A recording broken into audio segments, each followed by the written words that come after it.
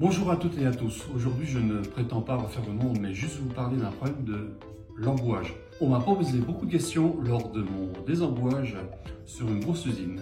Qu'est-ce que le désembouage? C'est une pratique de nettoyage d'installation, en l'occurrence les chaudières, les radiateurs, les installations de chauffage, les planchers chauffants, on a les solaires et aérothermes, d'autres aussi. À l'époque où j'étais apprenti, voici maintenant 40 ans, que je pratique ce métier de plombier, on nettoyait déjà les corps de chauffe des chaudières, on les sortait, on les passait à l'acide, on les détartrait pour que la chaudière reparte correctement. Mais on ne parlait pas encore de désembouage complet des installations, des phénomènes d'embouage, de boue et autres. À cette époque, on ne parlait pas encore de désembouage, de vrai désembouage des installations de chauffage, de radiateurs, de chaudières. Mais depuis quelques années maintenant, nous prenons le problème très au sérieux. Ce problème est un surconsommateur d'énergie, en l'occurrence le combustible, gaz, fuel ou énergie renouvelable. De plus, ces boues ou phénomènes ferreux sont très corrosifs pour les installations. Chaudières, installations de chauffage, pompe à chaleur, toute énergie. Mais qu'est-ce qui produit ce phénomène? D'une part, les différents matériaux qui forment une électrolyse. Donc, en l'occurrence, tous les matériaux, métaux, acier, cuivre, laiton, inox, tous les matériaux en fait forment cette électrolyse qui vont produire un effet pile. Les températures hautes ou basses, l'apport d'eau qui favorise l'accès au calcaire et à l'oxygène. L'oxygène qui pénètre de plusieurs façons. Les conséquences de l'embouage s'avèrent bien plus sournois qu'on ne le pense puisqu'il attaque en silence. Des pertes de rendement, des pannes à répétition. Nous ne voyons ces dégâts qu'à la suite de certains problèmes. De bruit, d'écoulement dans les radiateurs, d'air, de glouglou dans les installations, de percement de radiateurs par exemple. Les boues sont très corrosifs. Ils sont très corrosifs aussi et très rapidement puisqu'au bout déjà de quelques heures, quand on monte une installation de chauffage, on la met en eau, l'effet commence à se faire. Pourquoi désembouer une installation de chauffage? Premièrement, pour donner de la pérennité sur l'installation. Quand on remplace une chaudière, une pompe à chaleur ou autre appareil de production de chaleur, c'est un devoir de nettoyer les installations de chauffage. On va enlever toutes les boues de l'installation, ce qui va permettre au client de faire des économies, d'une part, de lui donner du confort, puisqu'il est très difficile de chauffer des boues, parce que le rayonnement n'est pas du tout le même sur le radiateur ou sur le plancher chauffant. Et on va donner de la pérennité sur l'installation. Ce qui va permettre aussi de réduire les émissions de gaz à effet de serre. Voici un exemple d'entartrage et d'embouage sur ici un échangeur à plaques. Donc on peut voir ici le calcaire ici et ici l'embouage de l'installation. On peut faire aussi un test de turbidité avec cet appareil ici. On le remplit de liquide de chauffage, d'eau de chauffage. Au fond, il y a une petite cible ici. Et en visualisant cette cible, et ici une graduation, ça vous permet de connaître les quantités par million, ppm, de métaux ferreux ou embouage sur l'installation.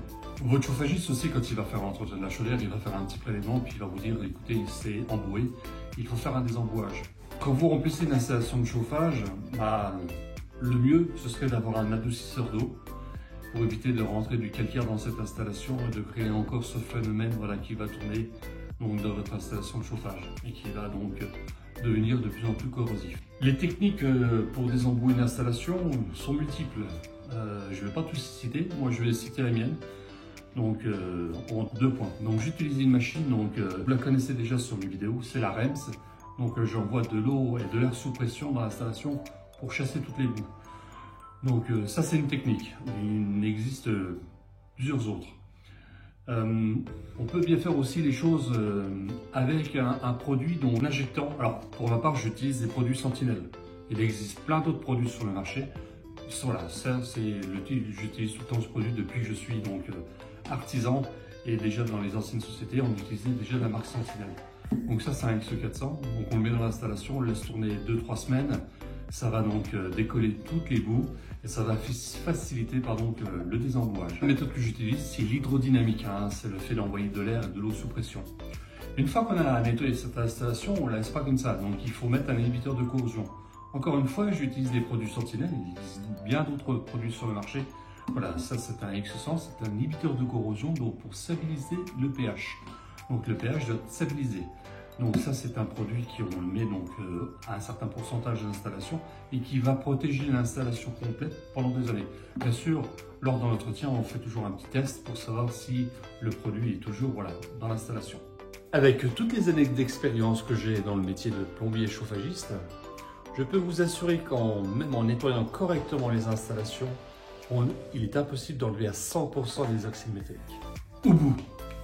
Pourquoi? Parce qu'il y a des petits coins dans les installations et on n'y arrive pas à aller. Et puis de toute façon, il y a toujours du détachement qui se fait. Voilà. Donc pour pérenniser, bien faire le travail, certains m'ont posé la question dans mes précédentes vidéos, il faut, et c'est un devoir, il faut que l'entreprise pose un pot à bout en même temps que les embouages. Un pot à bout magnétique, un pot à bout pour arrêter les bouts, pour arrêter les oxydes, protéger donc la chaudière ou l'appareil de chauffage, pompe à chaleur ou autre. Au début de cette vidéo, donc, je vous ai parlé il y a 40 ans, j'étais donc apprenti et je faisais donc déjà des nettoyages avec mes maîtres d'apprentissage. On nettoyait uniquement les corps de chauffe de chaudière. On ne parlait pas vraiment de ce phénomène. Voilà, maintenant c'est un problème, ces bouts. On a laissé pendant des années, on n'a pas fait grand chose et on se retrouve avec des installations qui sont vraiment très très sales, très corrodées.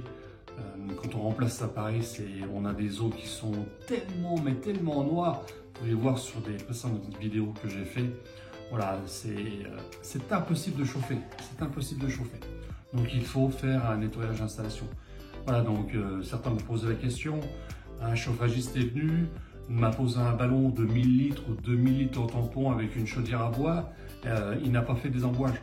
Je lui dis à cette personne-là ou aux autres aussi qui n'ont pas fait de désembouage pour une histoire de coût ou je ne sais pas, où ça n'était pas préconisé correctement, ils sont embêtés dans le temps. Ça, c'est une évidence, une certitude. Je peux vous assurer. Donc, en bout de 40 ans, j'en ai déjà vu plein des installations. Donc, voilà, il faut absolument faire un désembouage et mettre un bout à bout sur les installations. Ça, c'est primordial. Si cette vidéo vous a plu, abonnez-vous. Et pour terminer, j'utilise toujours une caméra thermique lors de mes désembouages, donc avant et après. Donc c'est très parlant pour le client de lui montrer donc les points froids sur le radiateur et les points chauds. Et surtout, une fois qu'on a terminé le désembouage, donc repasser cette caméra thermique sur le radiateur et lui montrer que les bouts ont bien disparu, donc les points bleus, les points froids ont bien disparu. C'est très parlant aussi. Voilà. Merci de m'avoir écouté jusqu'à la fin de cette vidéo.